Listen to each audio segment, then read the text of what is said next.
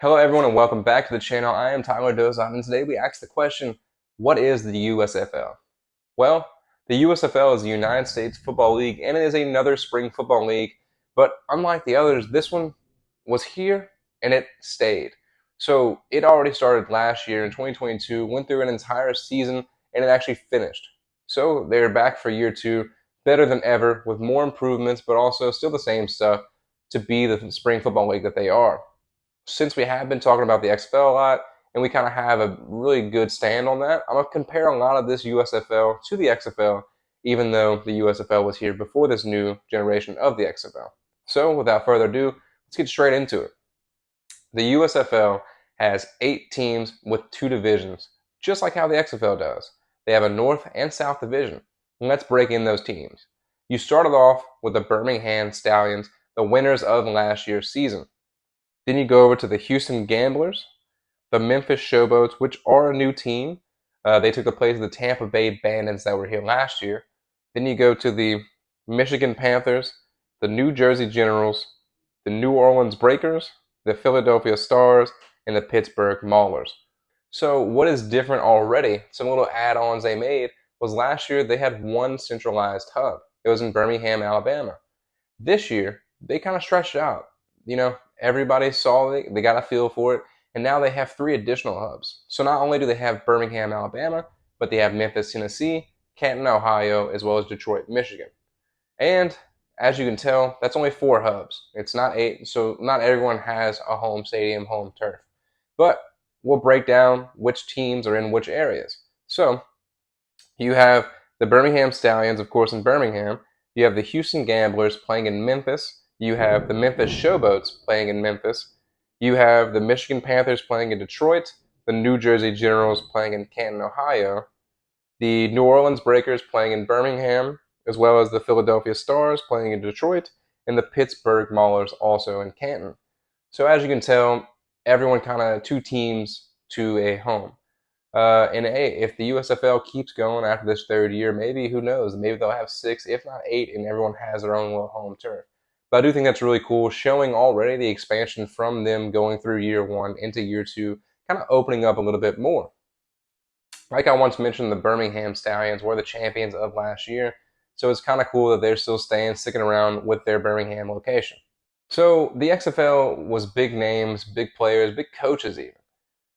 The USFL isn't really that. It's just really spring football and another chance for people to play.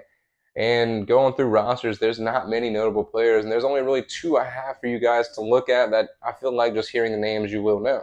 For the Birmingham Stallions, you have Bo Scarborough, 2-time national champion with Alabama.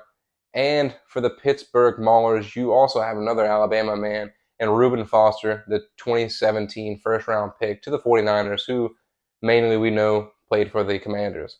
So those are really the 2 most notable players. Not a lot of people that just stand out in the USFL.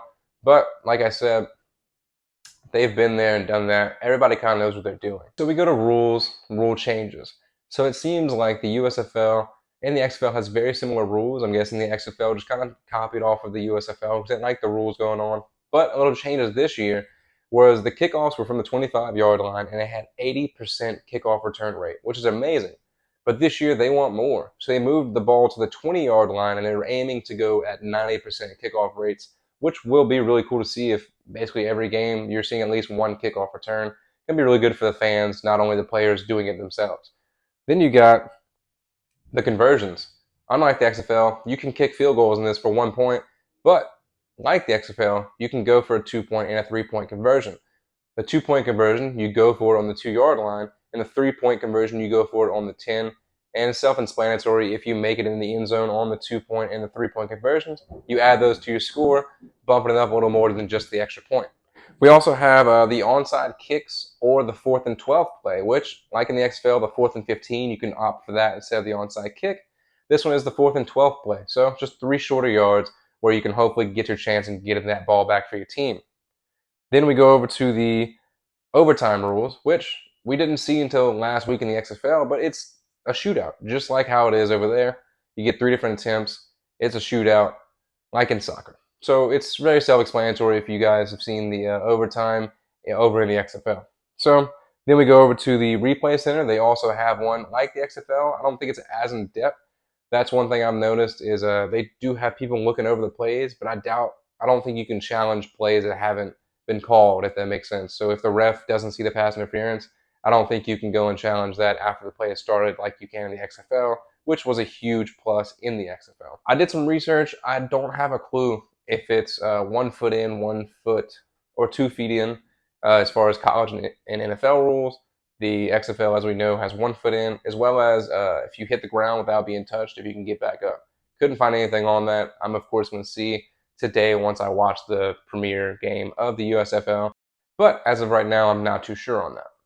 So, of course, with there being two spring football leagues right now actually overlapping each other, you would think either the XFL is going to lose views or the USFL will lose views because they're watching one another. We don't know. And this is the first time ever they've had two leagues at the same time in the spring overlapping one another. So that's kind of everything about the USFL, the teams, the divisions, notable players, the hubs they're in. Like I mentioned, it's kind of just a whole new cast of people, whole new staffs, and we're all going to see at the same time who's the best, what they're doing, and of course the big question, can the XFL and the USFL exist in the same spot? Can they both coexist, especially during the same time? I mean, right now the Roughnecks are playing the Vipers, but in about 4 hours, the USFL's premier game is going to kick off. So, I read an article on USA Today interviewing the executive Daryl Johnson, and let me just go ahead and read you his quote. He said, I think we're growing to be on par, if not superior to them, from our quality of football. He goes on to add, our distribution of football, I think nobody can compete with us, and the production value of Fox as well as NBC. It's going to bring a combination that I just feel is very, very difficult to beat. So he's basically saying he thinks, they're going to outshine the XFL. They've already went through year one. They're going into year two. It's not even a competition. I don't think it needs to be a competition, in my opinion. I think it's just two great leagues that hopefully will form and merge one day to make an even better league. I think that'll be amazing. But yes, they do have Fox and NBC, while XFL just has Disney and ESPN, basically, which is the same thing, but you get what I mean. Um, but I like the XFL's new touch and everything. And by that, I mean we hear everything in the microphone of the QB, the coach, even the locker room. We hear everything that's going on. I think that's a huge touch to football in a whole, just for the fans. Like, I sit there and I hear the play that the quarterback's getting the same time he does, and I know what's about to happen. I love that. I hear in the locker room what's happening. I hear on the sideline the second after an interception, how this dude learned to jump that pass and pick it off. I think that's really cool stuff for the XFL, and hopefully the USFL does that. If they don't merge and they just keep going, but I know the USFL will have another successful season like they once did because, I mean, they did it before, but also they've expanded and they know what they're up to. I mean, the USFL has been there and done that, but kudos to them for starting off their second season today. And with that being said, I'm gonna close this out by guessing the finals. I'm gonna guess the USFL championship, and it's gonna be a swing out of left field. I'm gonna go with the Michigan Panthers, who were 2-8 last year. I'm gonna go with them in the North versus the New Orleans Breakers down in the South for the championship this USFL season. But that'll do it for today's episode of What is the USFL? Go ahead and let me know down in the comments if you are excited for the USFL, what your team is, like who's your favorite team, or even, some speculation if you want them and the XFL to merge, or if you think they will overpower the XFL, or vice versa. Go ahead and let me down in the comments. But for now, that'll do it for this one, and I'll see you guys in the end zone.